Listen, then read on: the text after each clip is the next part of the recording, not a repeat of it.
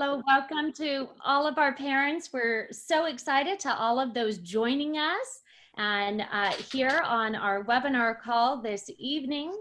We're going to get started in about 3 more minutes, but we're thrilled to have you join us, and you can go ahead and put things in the chat bar, and we will see those. And again, we are just thrilled to welcome you here this evening as we get ready to kick off what will definitely prove to be a memorable 2020-2021 school year. This is a school year not to miss. That welcome picture as you kick off this academic year. As I look back at the pictures of my kids from kindergarten all the way through, take a picture this year. It doesn't matter what grade your girls are going into, definitely get one.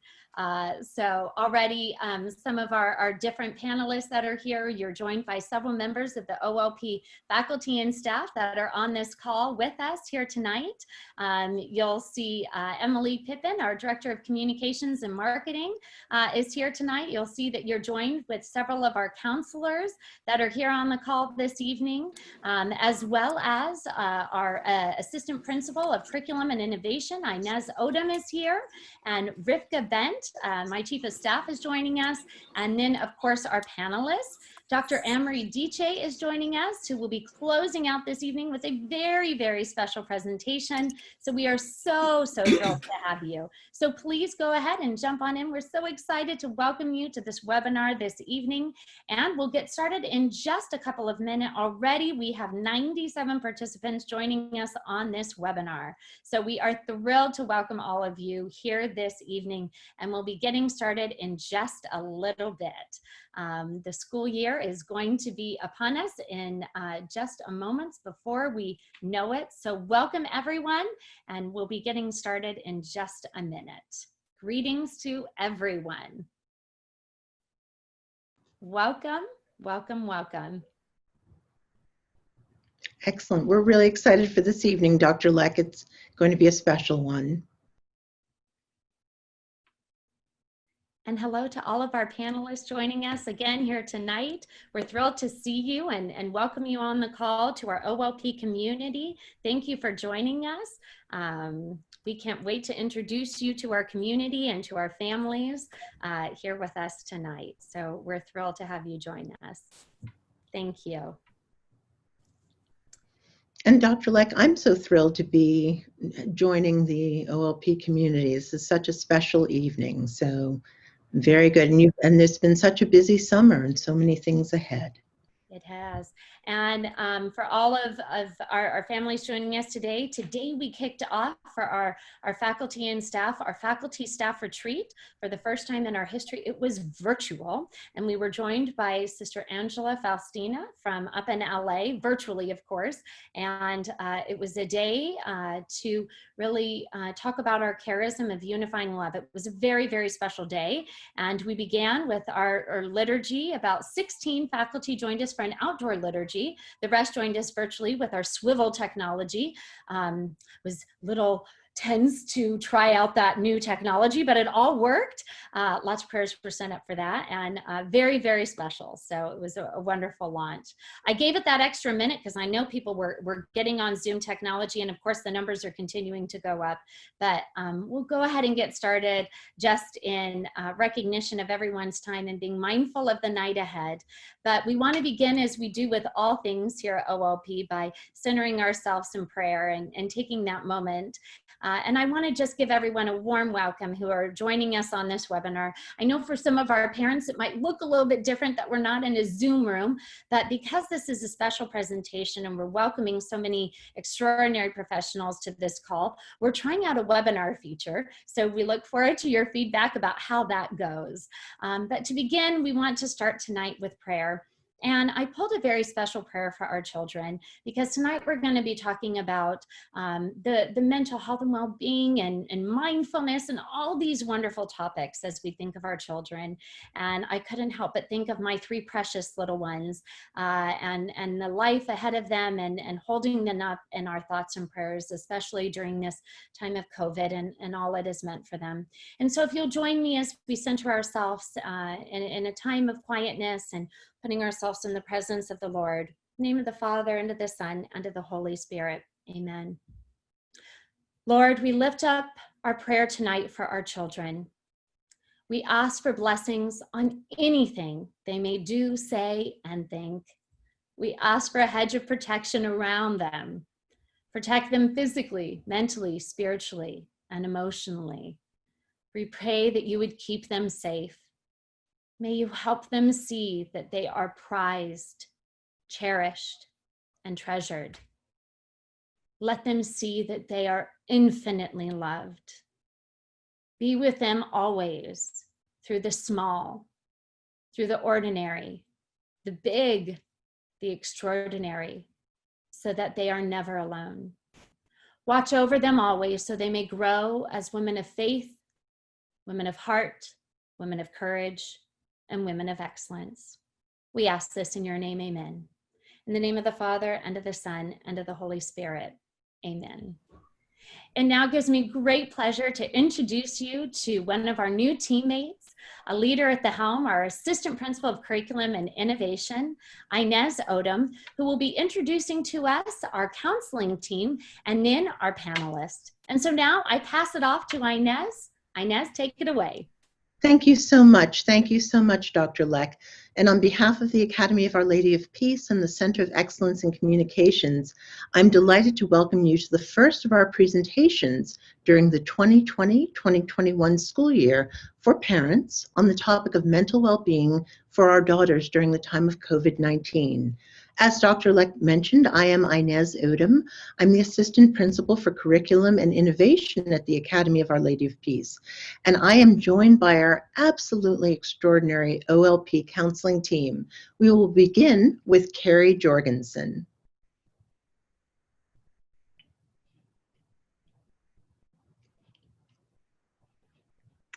Good evening. I am Carrie Jorgensen, and I am the newest member of OLP's counseling team. I'll be working with students whose last names fall into the A through D distribution. For background, after earning a master's degree in counseling psychology, I worked for a large Catholic high school in the Bay Area for 6 years. I have in-depth experience in college counseling, particularly with the UC system. Most recently, I was an undergraduate admissions reader for the University of California at Berkeley. The counseling service I am highlighting now is our pre-college advising program, set up to support freshmen and sophomore students to acquaint them with the college counseling landscape in a developmentally appropriate manner. The programming covers an introduction to using SCORE, our online college counseling platform, resume building, personality assessments, college knowledge workshops, and career counseling. And now it is my pleasure to introduce my colleague, Jill Hickey. Hi, I'm Jill Hickey. I'm starting my 10th year at OLP as a counselor. I'm the counselor for students with the last names E through K. I also oversee the Sisters and Scholars program for OLP students with diagnosed learning differences. I have 10 years of experience working in a private psychiatric hospital in San Diego, in addition to work in a residential treatment program for teenagers. I enjoy helping students to establish a healthy and balanced lifestyle that includes academic success. This year, we will have an added challenge of helping students to manage new learning styles through distance learning. We will also need to add another layer of support to help students manage their anxiety around COVID-19 and any medical or financial effects the pandemic may have on them and their families. I encourage my students and families to reach out to me as needed. And now I'm pleased to introduce you to Mrs. Anita Hevron. Hello, I am Anita Hevron, and this is my second year at OLP, 5th year as a counselor, but 20th year as an OLP alumni. I've worked in education for about 15 years as a high school teacher at first, and then as a clinician for Linda Mood Bell learning processes, and finally as my true calling as a high school counselor. OLP has a reputation for academic excellence, and the counseling department is here to support the success of your daughters. We meet with each individual student yearly to handpick their classes, review graduation and A through G requirements, so that each graduate is guaranteed to meet UC and Cal State requirements. Since we are blessed with small caseloads, we can personally support individual scheduling needs. We also work in conjunction with teachers and administrations on academic matters, along with yearly family advising meetings to not only get to know the goals of each student, but to make sure they're set up for success. And now to close us out is Jessica Colt. Hello, everyone. My name is Jessica Colt. I'm a counselor for the last names Q through Z. This is my second year at OLP and my 6th year overall as a high school counselor. I love college advising and helping students plan out their future goals. I've gone on several college counselor tours around the country to get a feel for colleges in different regions, and I'm planning on being an application reader for the class of 2021 application cycle. We have a robust college counseling program at OLP starting in the freshman year. And junior and senior year, we meet with students many times to go into great depth about their goals, interests, potential majors, and all things college. We will be holding several workshops for students this fall and are looking forward to helping our seniors finalize their college plans. Please feel free to reach out to your counselor with any questions and keep an eye out for communications sent from the counseling department. And now I will pass it back over to Inez. Very good. Thank you so much. As a counseling team, we're very excited to support you and your daughters in the year ahead, particularly during this unprecedented time in our global history. The counseling team and members of the executive leadership team will be monitoring the chat feature during this presentation and responding to questions that arise associated with our discussion. After the presentation, we'll provide a link on the Center of Excellence in Communications page with resources. And at 7 p.m., we invite you to remain on the Zoom webinar to hear from our choral director, Anne-Marie Diche, Dr. Anne-Marie Diche, and enjoy 15 minutes or so of choral music from our OLP Visual and Performing Arts Department. This is an acknowledgement of the healing nature of music in our lives. Given the unique circumstances of the pandemic, which constrain the ability for parents to come to campus in person, we want to be certain that our parent community feels supported and connected to the life of the school. We also want to provide resources that support the well-being and development of our students. It is my pleasure to introduce this evening's 4 presenters.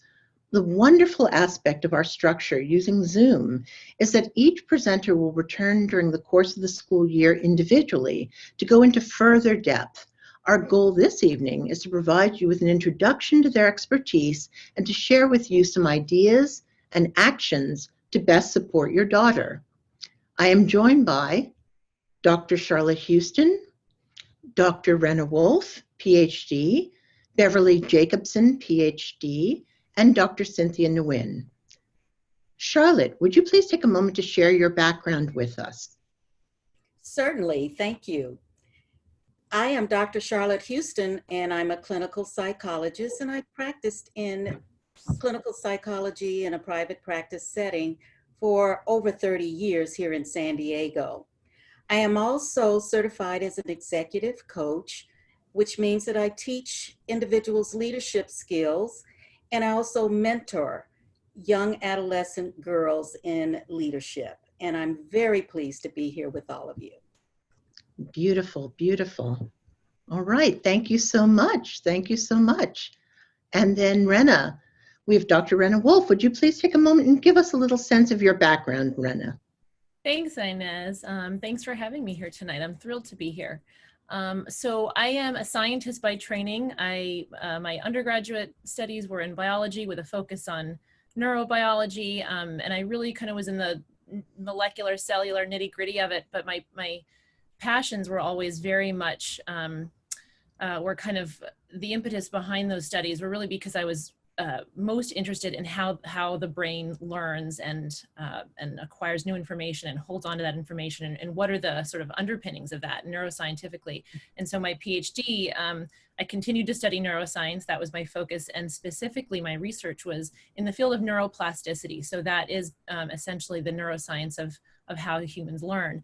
And since my research background, I've pivoted into education. You know, after my graduate studies, I quickly learned that I just loved being in a classroom more than a lab. And so I've been doing that for about the past 5 years. I teach advanced science to high schoolers. And in that time, I've really become in particular fascinated with essentially sort of, again, the neuroscience of learning and how the brain learns, but how that relates to mental well-being and health, and specifically disorders such as anxiety and anxiety-related disorders, and so how that impacts learning. And so I kind of, what I really spend a lot of my time doing is delving into the primary research that's out there. And then what I really love to do is digest that and then share that information with general audiences, because I think there's a big gap between the research that comes out and what, you know, we all get to hear on a day-to-day basis. So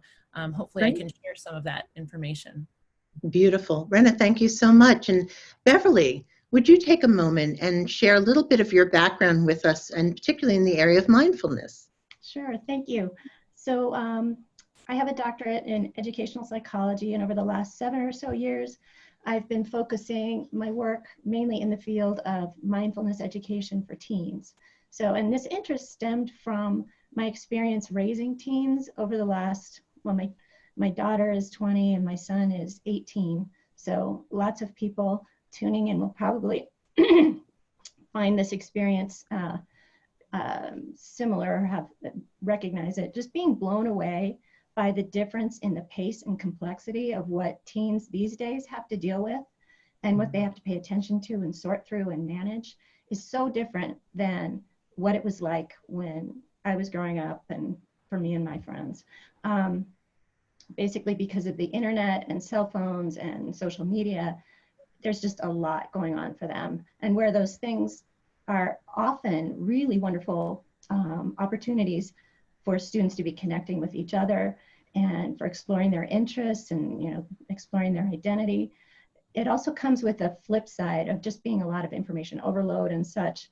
And lots of people these days are connecting those changes with a lot of the increases in anxiety and depression that we're seeing in teens these days.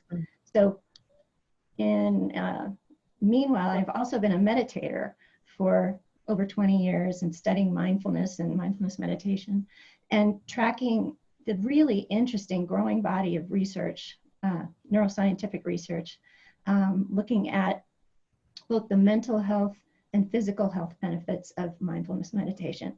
So combining those things with, you know, my experience with the teens, I decided to get trained to teach mindfulness to teens in order to help them learn these skills. That's beautiful. Things, so. Beautiful. I can't wait for us to unpack that a little further. That's great. Lovely. Thank you so much. And then Cynthia, would you take a moment to share a little bit about your background with us? Thank you, Inez. Thank you, everyone. I am a cross-cultural psychiatrist in Palo Alto, California. I'm also adjunct clinical associate professor at the Stanford Medical School and an advisor to undergraduates in the Hum Bio department, a Hum Bio program. That's the one that's, we don't call it pre-med at Stanford, but it's called the Human Biology program. It's quite diverse and wide.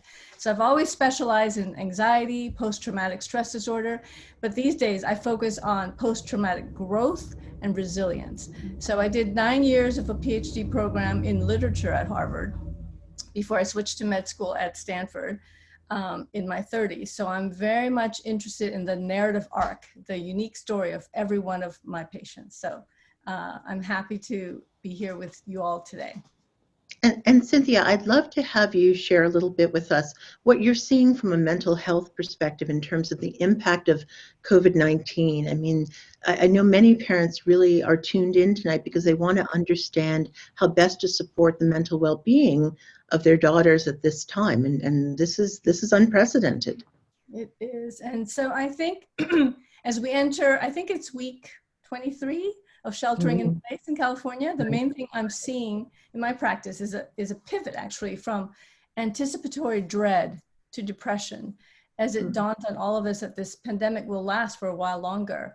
And the thing I'm seeing in teenagers specifically is how hard it is to have their social life, mainly online at this point in their lives when being social is so incredibly important, as you all know, especially being social in person. So let me see. Let me just tell you that adolescence is, I was not I was born in Washington, D.C., but I was raised in Vietnam, where there was no such thing as adolescence. And then back in America, I learned that adolescence is a time in a person's life where the major developmental milestone is to individuate and separate from your family of origin. So it's often depicted in books and movies as a really troubled, rough period. I was quite hesitant and frankly afraid to take care of adolescents. But as it happens, there were many, many years when I saw a lot of teenagers. And guess what? Well, I'm sure you know, adolescence turns out to be an amazing phase that your young people are experiencing right now. So as an analogy, do you remember when your kid was a newborn infant? You know how she mostly slept through the first month? I like to think that their brains were blossoming and their neurons were making so many connections and laying down so many tracks that they needed to sleep so they wouldn't be overstimulated. Well, I think adolescents' brains go through a very similar blossoming. And as their parents, you have to keep up, you guys. They'll often say to me, oh, that was so 5 minutes ago, because, you know, they're on to something else, right? But it's also a time of transition, so it can be quite painful.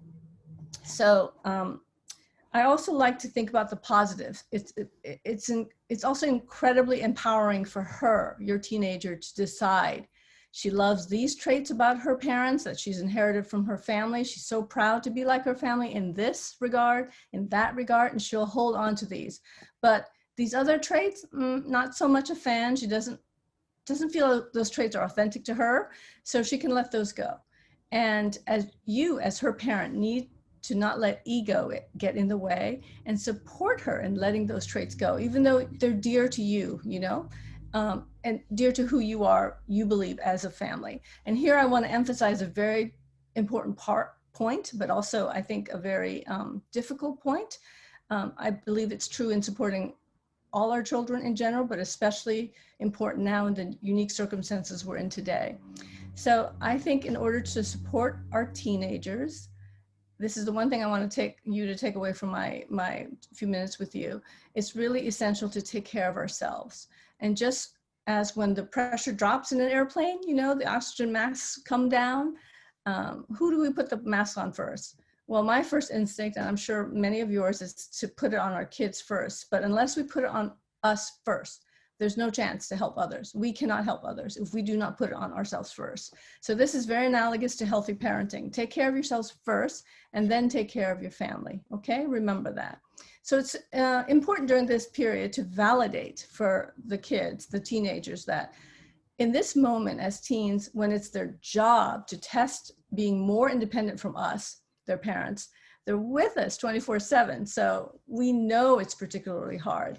And I know these wonderful panelists will actually give you great suggestions, but I'm just talking overall that I think for the pandemic, I think two things are paramount in talking to your girls. So number one is to ward off a sense of isolation, of course. And so I would encourage them to reach out on a regular and frequent basis, to have face-to-face contact with their friends, if they have friends. And if they don't, they need to reach out and make new friends in this unusual time, singular time. So I would suggest video or perhaps very safe social distancing, because just texting alone is not ideal, okay? And the second thing, besides warding off that sense of isolation, is having a schedule. A routine is very critical. You know, I work with a lot of immigrants and refugees and displaced people all over the world. And you know, the greatest complaint among refugees in refugee camps, it's not that there's not enough food or the living conditions are unimaginably atrocious. It's that there's nothing to do during the day. No work, no school. So having a calendar would be essential, very good. So I would, of course, emphasize self-care. You all know this. Good sleep, not just for your teenage daughter, but for yourself, right? Good sleep, exercise, activities both indoors and outdoors, relaxation, and as Bev will talk about, mindfulness. This is a very general introduction, but as a cross-cultural psychiatrist, I see people from all over the world, and they have a very different perspective than mine. So I have an approach I use actually every single day in my practice, my teaching, my personal life. And for years, I read and absorbed the vast, but super interesting, but super complicated literature on cross-cultural medicine. And I distilled the theories of cross-cultural medicine into a very simple approach to approaching how to deal with conflict, how to deal with life, how to better communicate. And Dr. Inez knows very well this approach. She's heard me talk about this for a while, right? Absolutely, absolutely.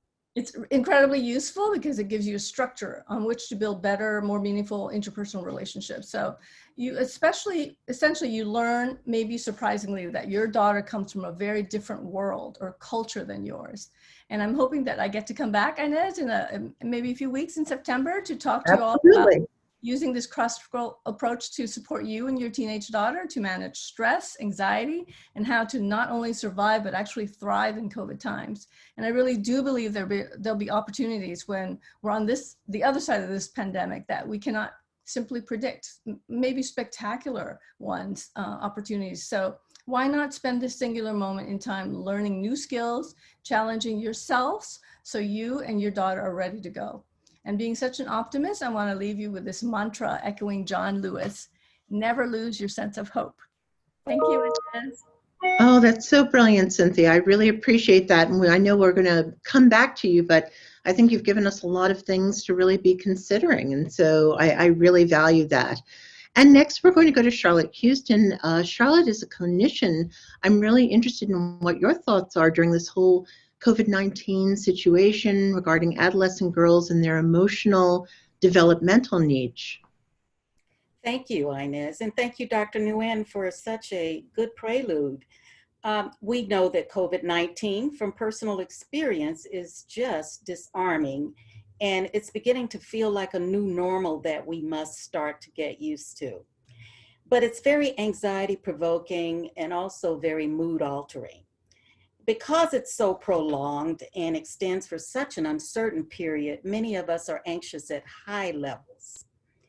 And very importantly, this challenge or set of challenges is interfering with your daughter's key developmental needs during high school. In fact, many of her privately held notions, hopes, and expectations about the school year have just been suddenly and horribly disrupted. So to feel anger, sadness, and grief from the loss is absolutely normal. But your daughter's concern is not a minor one. It is not just about missing some social fun and games. The social part of high school provides a very necessary personal set of growth experiences that are the foundation of emotional development for social learning and maturity. For example, your daughter dressing up to go places with her friends, be it sports, movies, experimenting with hairstyles, fitting in with her friends, and refining her identity. Teens develop confidence and positive regard situation by situation by making on-the-spot adjustments. For example, struggling with shyness or discomfort and learning to assert their comments and ideas in class, at lunchtime, in group conversations, or with authority figures like their teacher. Reassure your daughter that new friendship and expression opportunities can still be available, although different during this delay period. So they will have their normal interactions at some point, hopefully, but there's a new set of challenges and opportunities afoot now. Parents, acknowledge and openly discuss your own anxiety and share your reality about being ready to make use of creative growth during this phase. For the entire world is shifting, and people will strengthen and become their best from handling these new challenges. Be that model for your daughter. Point out that fewer social pressures can actually be freeing in some ways, and a refreshing break, giving time to rethink and reimagine oneself. Suggest or ask if you can problem solve together and come up with new ideas to try and update on a regular basis. I would suggest that you make a plan with your daughter if she is in agreement and schedule a day, time, and duration for a weekly chat. Make the place and the setting the same each time for ease and convenience and automatic showing up. Select a special activity to feature, such as a puzzle that's ongoing, or perhaps a game that's a favorite, or perhaps you might want to exchange a facial or share a dessert, whatever strikes your fancy. Mark it on your calendars and give it a catchy name or acronym. In those talks or chats, share your creative ideas on how to best develop friendships during the pandemic. Perhaps devising a system for tracking friends' information, things about their family, their hobbies, etc., and ways to express empathy and authenticity, beginning to share about what those values and those characteristics mean. And then be a helpful resource and influence to friends. Ask your daughter this main question: how do you want to be regarded by your close friends? And then find ways in the same discussion to connect her responses to that question with her best traits that you know as her mother, as well as further growth in maturity and judgment that you might want to give her a few pointers on. So when discussing with your daughter your own expectations, be sure, and this is very important, to ask for her input and listen closely with interest, shown by asking good questions. Even if your position or decision differs from her point of view in the end. Get her cooperation and buy-in by asking to get to know reasons for her preferences, whenever feasible, even if you still have to disagree with her. In other words, a central point is listening is a powerful tool in getting your daughter's buy-in and her ultimate compliance, or at least her consideration, even if she's not consistent. Be curious about her thinking, and then find your opportunity to explain your rationale. Relying on too much authority or too quickly on your authority as a mother based on your role is too often not effective. Teens naturally develop by seeking to handle issues with more and more independence, as we've noted, and they're often soon becoming quite assertive about it. But they do need to develop the independence, the assertive expression, and good decision-making. But we want it to be gradual and steady insofar as possible, with values and good judgments factored into their awareness and their decisions, of course. So in a very non-reactive manner, inform and discuss with your daughter ways in which your current trust might have some limits, and tell her clearly that you want to increase it, and describe what makes you uncomfortable in certain areas, all in a supportive context. For example, if she tends to misuse her intellect and skills to manipulate or deceive in her frustration, which is at an all-time high during this COVID phase, confront this fact, but without anger, by simply informing her and expressing your disappointment, and then your need to rely on her better compliance. You might further consider a strategy of explaining that you will use consequences when her follow-through on agreements are not reliable, to help her learn and make good choices, so she understands and hears from you your emphasis. When there is a problem that arises, ask her what she understands about the issue of concern. She can choose to state it outright. Perhaps write a few paragraphs about it is a good idea, especially if it's a complex issue or problem or serious issue, and or further think about the issue before responding. And then, given her level of understanding, you might follow by asking her opinion about what consequence is most fitting for the offense. Now, please note, you can certainly differ as needed, as always. But the main point to remember is that in your parental role, be curious, ask questions to obtain your daughter's input, and actively listen to understand her thinking, learning from her mistakes and needs. And Charlotte, I think you make an incredibly important point because, but we have both fathers and mothers and guardians and others who are listening to this and really wanting to know how not to I know you shared also with me that one of the sort of key points is really at the end of the day to kind of responsibly balance good family communication while also growing your child's independence. Would you sort of give me kind of a summary thought on that as we go to our next presenter? Yes, I think you can structure with your daughter's input that expectation that there be a certain minimum of family time on a regular basis, as well as perhaps having the special time that you're setting up with her, with other family members and even relatives as they become significant in her development. That's beautiful. Charlotte, thank you. Thank you. We're going to come back around and ideally all connect ourselves together here at the end as we have a chance to sort of field some additional questions.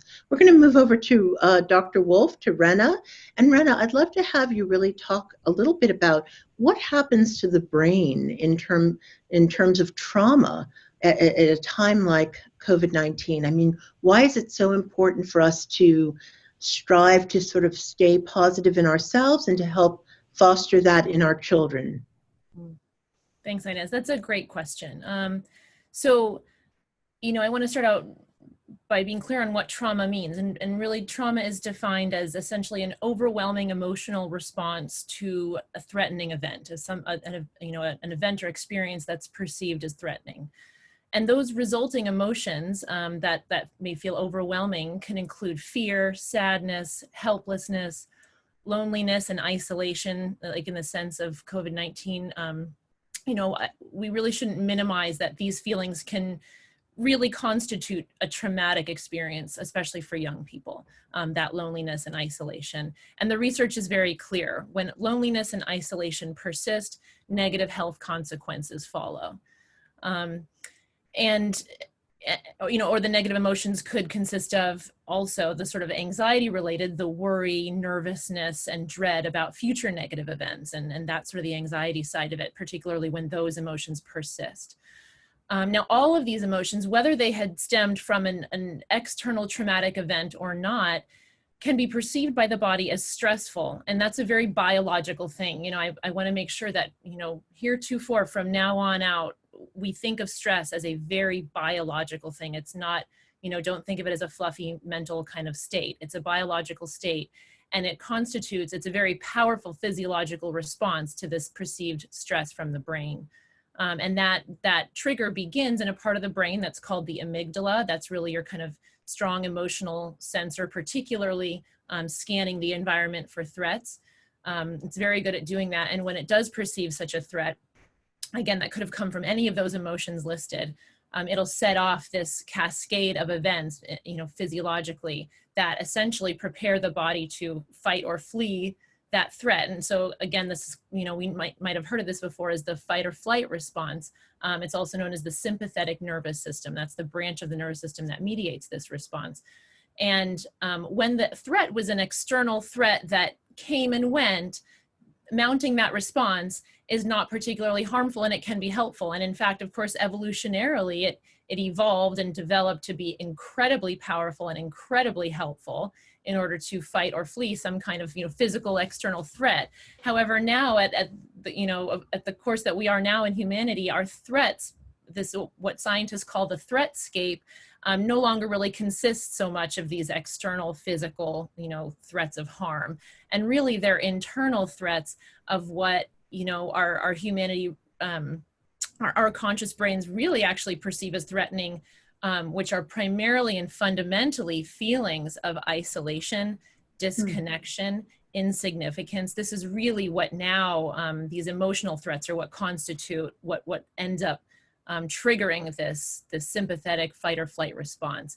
And those internal threats, they don't necessarily just come and go. They sort of can kind of be left on almost like a tap, a faucet tap that hasn't been shut all the way. And part of that biological response is kicking off, turning on and turning off a lot of physiological mechanisms, one of the major outcomes of which are releasing a lot of stress hormones into the bloodstream, into the body. And sort of the most diabolical one is cortisol, when that is a persistent stress hormone that maintains circulating in the body. And so when we feel this sense of threat from these negative emotions persistently, particularly like these chronic ones around, for instance, anxiety or loneliness, we're having that cortisol experience in our body in the long term. And that's, again, it has very negative health impacts. And the more that we feel that, it actually kind of primes the brain to trigger those feelings even more. It's sort of a bad positive feedback cycle that feeds in on itself.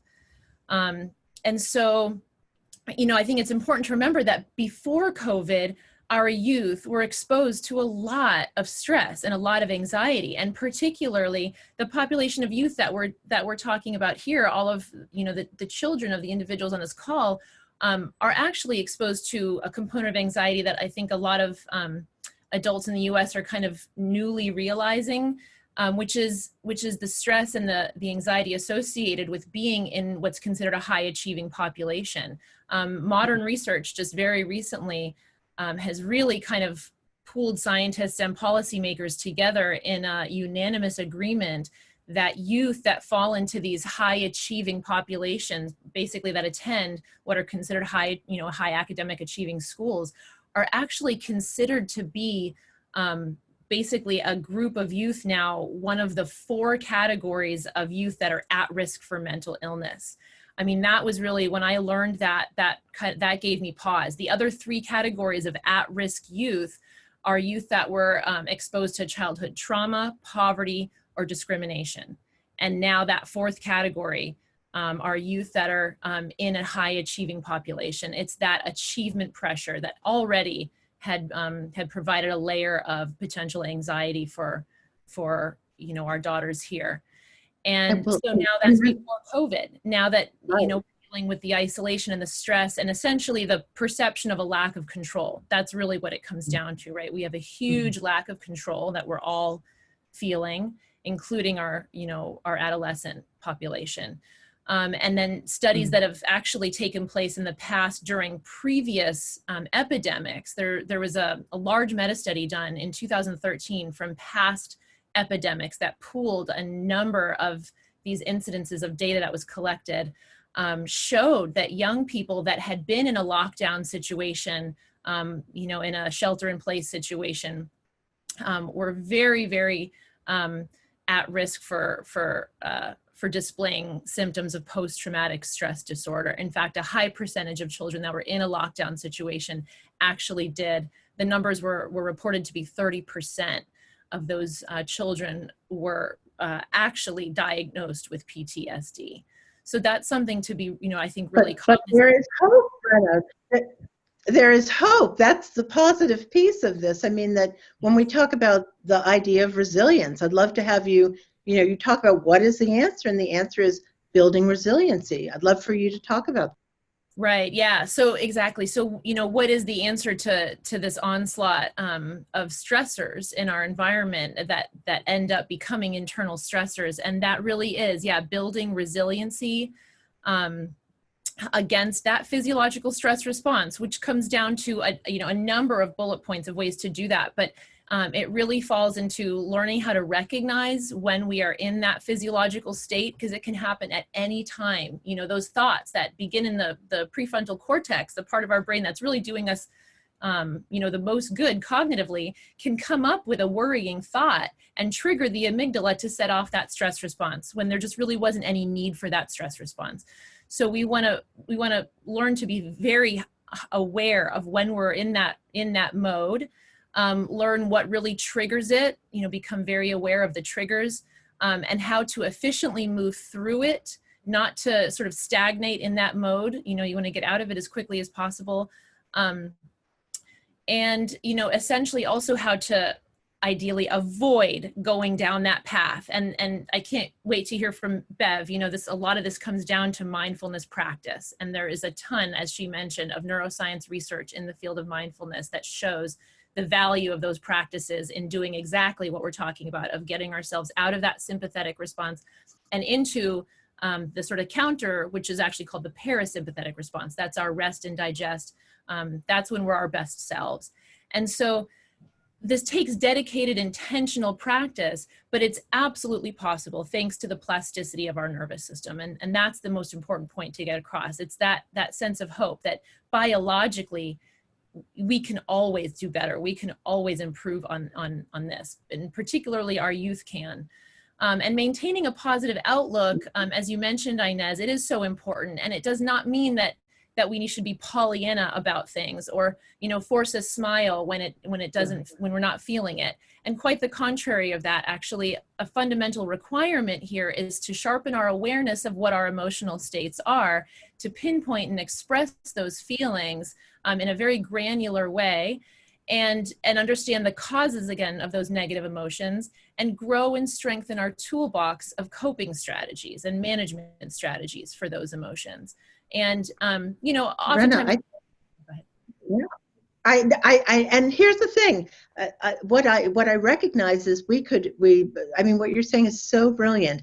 I want to be able to delve into it further, but I also want to step over to have Beverly really take us into mindfulness so that we can then kind of come together at the end. So I'm gonna just sort of lovingly have you pause on that as we shift over to Beverly Jacobson, and she's going to share with us a little bit about the whole topic of mindfulness and meditation, and really at the end of the day kind of understanding what mindfulness is and how can we use it to help children help themselves. So with that said, Renna, thank you, and Bev, you're going to take it away. All right. Thanks, Inez. Thank you, Renna, for setting me up so perfectly for what I want to talk about. And also, thank you, Cynthia, for mentioning the idea of parents putting the mask on themselves first. And because I'm going to talk about the mindfulness in terms of how parents and caregivers can be building some of these skills for themselves, and then in turn, modeling them for their teens, because we all know that teens are going to learn a lot better if we're not being hypocritical about asking them to do stuff we're not doing ourselves. And if we can model these things for our teens, and it's also going to really help us to implement a lot of the things that Charlotte was talking about doing, a lot of those great recommendations in terms of how we interact with our teens and how we communicate really carefully and keep our opinions at bay at certain points, and be more mindful about listening so that our teens feel really heard and seen and supported. And they can be coming up with some of these ideas for problem solving themselves versus us trying to jump in and do it for them. So these mindfulness skills can help us do all those things. And just going to start with some terminology, because mindfulness and meditation have become real buzzwords these days. And I'm assuming in a crowd of this many people who are tuned in, there are probably lots of people who already have a mindfulness practice and know a lot about this. But for those of you who don't have any experience with it, I'm going to start by getting really specific about what I mean when I talk about mindfulness. So the definition that I prefer to use, and the one that I use when I teach teens, is that mindfulness is paying attention on purpose to what's happening right here and right now with curiosity and kindness, so that we can choose our behavior. And so let's briefly unpack the different parts of that definition. So paying attention on purpose is just talking about paying attention in a way that's different than being on autopilot, for instance. And we all know that sense of getting through our day and kind of just doing it as if we're sleepwalking through it. We're just going through the motions. And going through things mindfully is a very different kind of way of using our attention when we're doing things, being aware of what we're doing while we're doing them. So when we're practicing mindfulness, we're actually building up the network in our brain that controls our voluntary ability to direct and sustain our attention. And so that's stuff that comes in really handy for people when they have to do things that require sustained attention, studying, reading work emails, having an important conversation with somebody that you care about, and not getting distracted by your phone ringing or dinging or text alerts and stuff like that. So that's that second part of the definition. And then what we're paying attention to on purpose is what's happening right here, right now. What's happening in our experience in terms of what thoughts are going through our head, what emotions are we experiencing, how are those thoughts and emotions affecting the way our body feels, what's our heartbeat like, what's our breathing like mine is very shallow now because I don't like public speaking, things like that, so I'm aware of that. And also being aware of stuff that's happening around us and just trying to stay in the present moment, not dwelling on what's happened before or what could potentially happen in the future, just staying right here. And so then the third part of the definition is paying attention on purpose to what's happening right here and right now with curiosity and kindness. And so these are two words that are really crucial in describing the attitude that we have to adopt when we're practicing mindfulness. And so we need to be curious as if we are scientists of our own experience, like we're collecting data in an experiment while we're looking at what's going on inside and outside of us, and noticing how our thoughts and our feelings and our actions all interact and influence each other. And we're being just curious about it and looking at it objectively, not trying to control what we see or how we feel, but just being objective and looking carefully. And then we also need to have an element of kindness towards what we're doing, because we're not going to be judging what we're seeing, what kind of data we're able to collect when we look at our experience. Just like somebody doing research is not, judging their data or trying to control the outcome. They're just curious to see what happens. And so this can take a lot of practice. And so then, Bev, I love what you've shared, and I think what you're sharing is so significant. And what I want to do, part of my role is for us to just be mindful of our time. And I can't believe our time is kind of coming to a close so quickly. But what I'd love to do is really give each of the four presenters, each of you, an opportunity to sort of give not only a bit of a summarizing thought, but I know for parents, they really probably want an action item. I imagine that we have children who will be joining us as freshmen at OLP this year who have never been to high school, and so they're joining at an unusual time. And so maybe, again, sort of a thought about either some actionable things that you can do. I love some of the things that Charlotte shared about create some time with your daughter, et cetera. But what would be that takeaway, and maybe that word of reassurance that we'd want to give to the parent of a freshman or a freshman girl herself who's starting her high school journey? And anyone may take it away. Can I start, Inez? Please, go ahead. Okay, I know we're sort of gloom and doom, but I really want to focus again on the optimism. So we talked about the adverse childhood events, and there's been a lot of studies going on about how you add up the number of adverse childhood events, meaning, violence in the house or abuse in the house, verbally, sexually, or physically. And if you add all those up, the higher the score, the higher the likelihood of physical illness in the future of the child. Okay, so I'm not talking emotional health either. I'm talking about higher incidence of higher likelihood of diabetes, heart disease, strokes, etc. Okay, so the good news is a couple of months ago, there was this great article in JAMA Pediatrics, and it talked about positive childhood at, events that could help kids be more resilient and adults become healthier. And so I just want to tell you 7 things really quickly, okay? 1, ability to talk with families about feelings. So we were talking about feelings being very important. Number 2, felt experience that family is supportive in difficult times. This is exactly what we're talking right now, right? Number 3, enjoyment and participation in community traditions.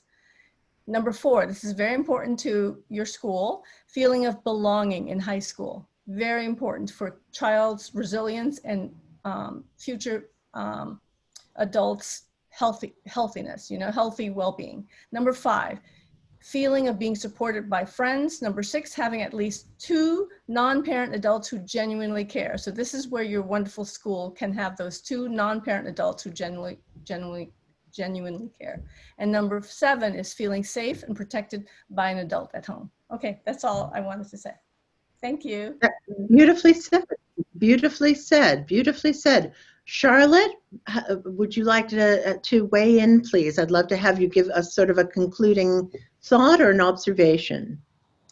I'd say just in adding to what Dr. Nguyen has just listed, an overarching idea would be to have your daughter aware of choices, because anxiety develops from that feeling of not being in control of anything. It's a distortion, but lack of control.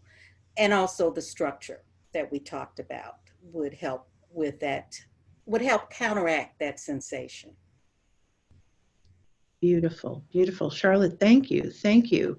Renna, anything you'd like to add as sort of a takeaway or even action item?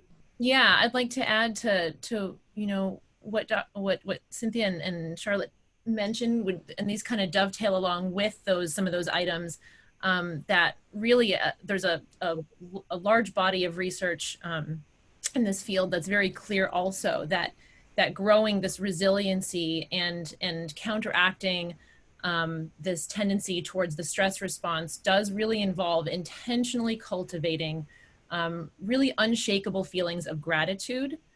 It involves using our empathy with others, growing and using our empathy with others. It involves honing our emotional regulation skills and growing our positive self-talk. This idea of positive self-talk is huge. And so for parents, I think, even as a parent myself, I really strive to out loud vocalize my own positive self-talk so that they hear it, model it. Modeling is huge. And then finally, maintaining a strong sense of purpose. This might trump almost everything else that I've read in its impact. This sense of purpose, which really involves actively seeking outlets of service towards others, outlets for service. And the neuroscience of this is very, very clear that when you do good for others, you're activating those same those dopamine-driven reward pathways as consuming an illicit substance or chocolate for me personally. Chocolate is illicit as we want to get. In large enough quantities. Right. But this idea of serving others is so, I can't underscore the value of that service component. If there's, whatever outlets, parents, you can find for your youth, and I'm doing the same thing for my kids. Once a week at least, we find a food pantry, a food drive that we bring food to, and I have my kids hand it to them, and you see their faces light up when they feel like they're, having that impact on someone else, particularly less fortunate. It does a world of good for your sense of purpose.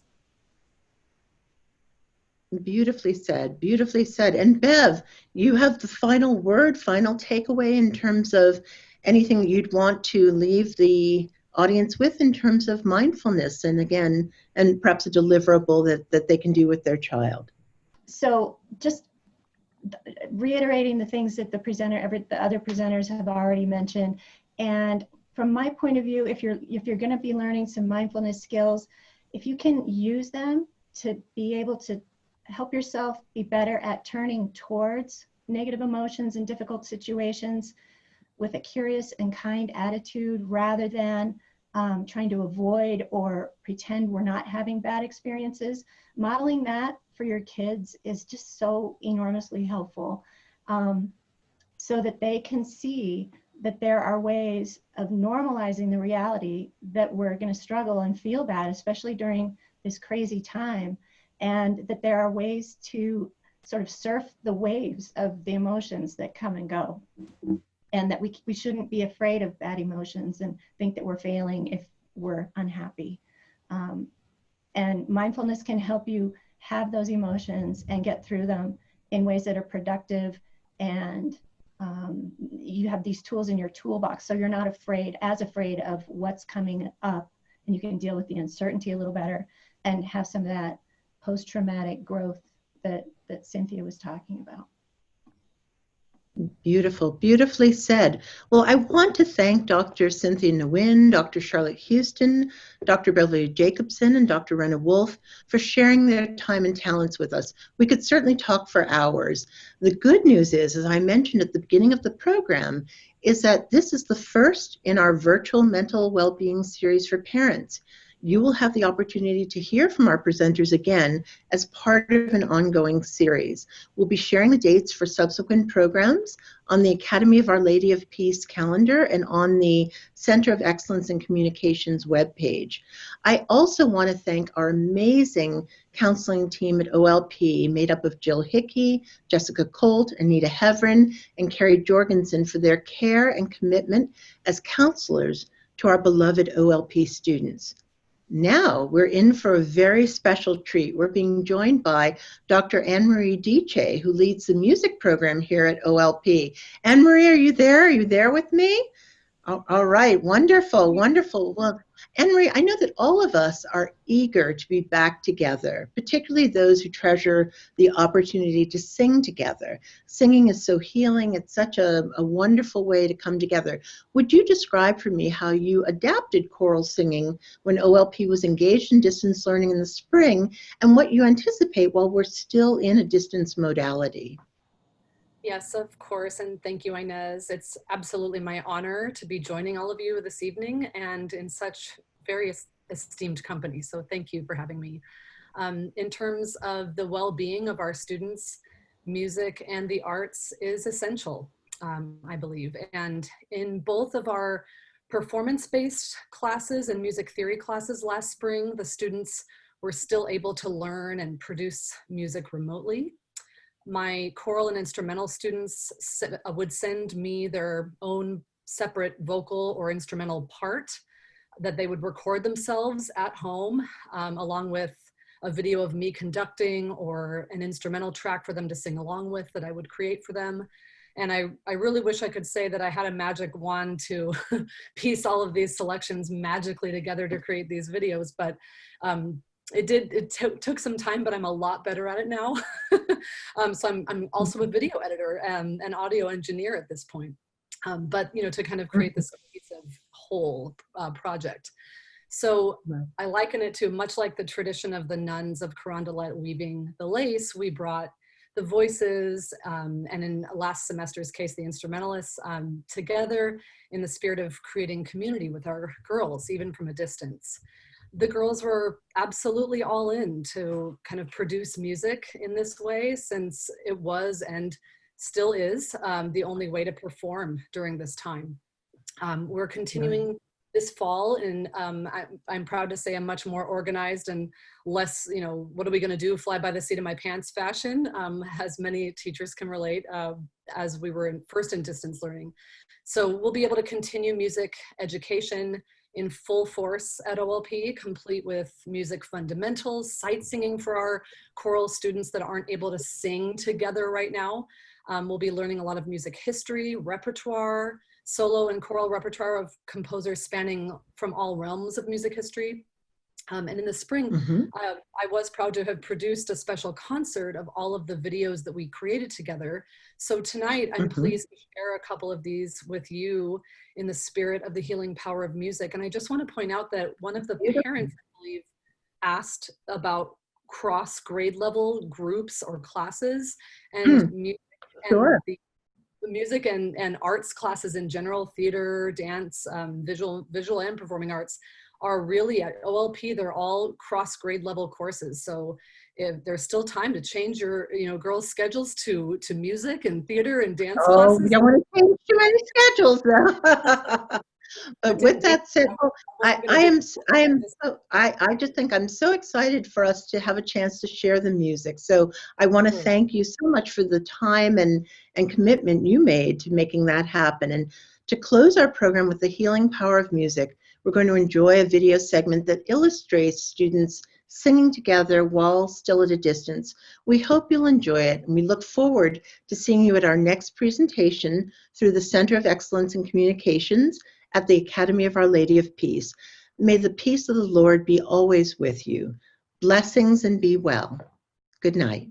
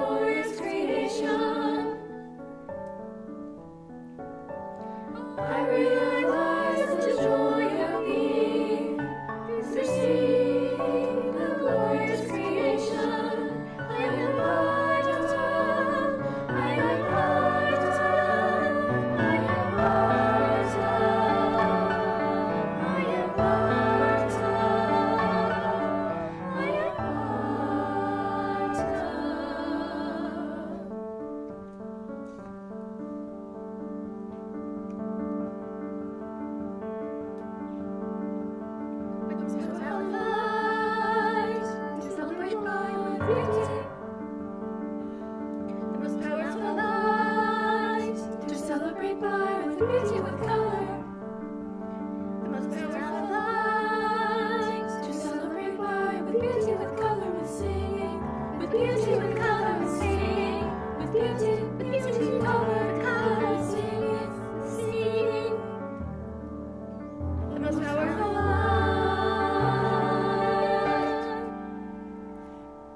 to celebrate is love, is love, is